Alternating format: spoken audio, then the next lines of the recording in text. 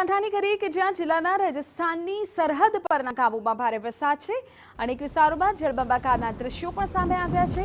રાજસ્થાનના સુંધામાતા પર્વત પર ધોધમાર વરસાદ, પર્વતની સીડીઓ પર પાણીનો ધસમસતો પ્રવાહ વહેતો થયો છે। મંદિરના ચાચર ચોક સહિતની જગ્યાઓ પર વરસાદી પાણી ફરી વળ્યા છે। બનાસકાંઠાના સરહદીય વિસ્તારની નદીઓ જીવંત થઈ ગઈ છે। બનાસકાંઠામાં સુંધામાતાનું જે મંદિર છે ત્યાં પર્વત પરથી સીડીઓ પરથી જે પાણી છે તે વહેતું થયું છે। સરહદીય વિસ્તારના જે ગામો છે ત્યાં સતત ધોધમાર વરસાદના સમાચારની વચ્ચે સ્થાનિક નદીઓ પણ જીવંત બની હોવાની વિગતો અત્યારે મળી રહી છે। અનેક વિસ્તારો અત્યારે બનાસકાંઠામાં પડી એવા છે કે જ્યાં જળબંબાકારની સ્થિતિ છે। આપ દ્રશ્યો જુઓ અને આ દ્રશ્યો પરથી અંદાજ લગાવી શકાશે કે અત્યારે કયા પ્રકારની સ્થિતિ છે। ખાસ તો પર્વત પરથી પાણી એક તરફ વહેતું થયું છે, ધસમસતો આ પ્રવાહ જોઈ શકાય છે। અતુલ ત્રિવેદી પર સંવાદદાતા પૂરી જાણકારી આપી રહ્યા છે। અતુલ, બનાસકાંઠામાં વરસાદને લઈને શું વિગત? ચોક્કસ જે પ્રકારે ગઈકાલથી જ ધોધમાર વરસાદ પડી રહ્યો છે બનાસકાંઠાને અડીને આવેલા જે સુંધામાતા પર્વત છે અને આ સુંધામાતા પર્વત પર ગઈકાલથી જ ભારે વરસાદ પડી રહ્યો છે। જો કે સુંધામાતા પર્વત પર અનેક પ્રવાસીઓ પણ આવતા હોય છે, ત્યારે આ ભારે વરસાદને કારણે 5 જેટલા લોકો છે પાણીમાં તણાવવાની ઘટના બની હતી, જેમાંથી એક મહિલાનો મૃતદેહ પણ મળ્યો છે, જ્યારે અન્ય 4 લોકો છે તેમની શોધખોળ ચાલુ છે। અત્યારે તો જે છે આ ઘટનાને લઈને જાલોર પોલીસ અને જાલોર એસપી સહિતના જે અધિકારીઓ પણ પહોંચ્યા છે, પરંતુ જે પ્રકારે ભારે વરસાદ પડી રહ્યો છે અને પાણીનો જે ફ્લો છે તેને જોતા અત્યંત જે આ ઘટના બની છે અને આ ઘટનાને લઈને અત્યારે તો પોલીસ શોધખોળ કરી રહી છે। જો કે બનાસકાંઠામાં પણ સાર્વત્રિક વરસાદ છે અને પાલનપુર, વડગામ, ડીસા સહિતના પંથકમાં પણ અત્યારે ધોધમાર વરસાદ પડી રહ્યો છે। જો કે અનેક નીચાણવાળા વિસ્તારોમાં પણ પાણી ભરાયા છે અને અનેક લોકો મુશ્કેલીનો સામનો પણ કરી રહ્યા છે, ત્યારે ક્યાંક ને ક્યાંક મુશ્કેલીઓ પણ સર્જાઈ છે। પરંતુ જે સુંધા માતાની ઘટના છે તેમાં 5 લોકો જે લાપતા થયા હતા અને એમાં એકનો મૃતદેહ મળી આવ્યો છે અને 4 લોકોની શોધખોળ હજુ ચાલુ છે।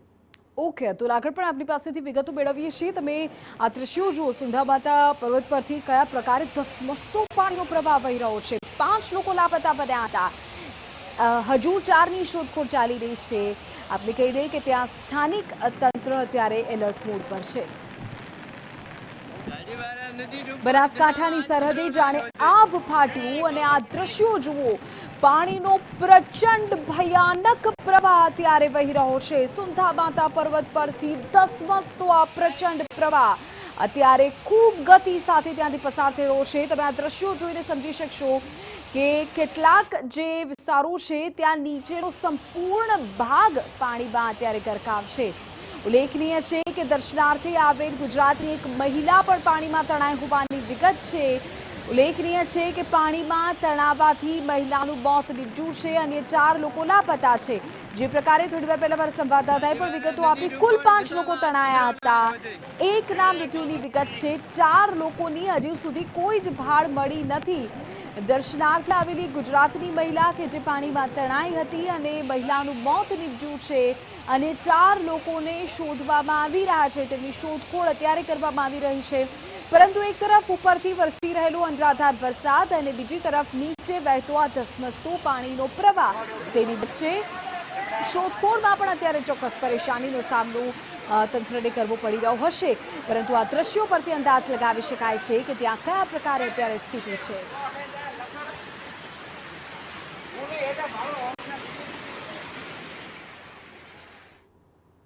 તો આ તરફ આપણે જાણકારી આપી દઈએ કે બનાસકાંઠાના ડીસામાં પણ ધોધમાર વરસાદ છે અને ધોધમાર વરસાદથી અનેક નીચાણવાળા વિસ્તારોમાં પાણી ભરાઈ ગયા હોવાના સમાચાર પણ છે। ડીસાની જ્યારે વાત કરી રહ્યા છીએ ત્યારે ડીસામાં વેલુનગર જે વિસ્તાર છે ત્યાં પાણી ભરાયા છે, અનેક વાહન ચાલકો પણ અટવાયા છે। આપ દ્રશ્યો જુઓ, પાણીમાં વાહનો બંધ થઈ ગયા અને વાહન ચાલકોને મુશ્કેલીમાં મુકાવવાનો વારો આવ્યો હતો।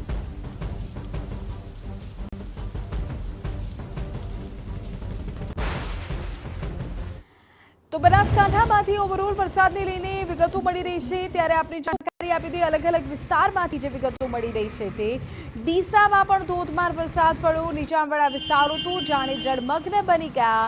વેલુનગર વિસ્તાર એવો છે કે જ્યાં અત્યંત પાણી ભરાયા છે અને તેના કારણે વાહનો બંધ થઈ જવાની ઘટનાઓ પણ બની છે।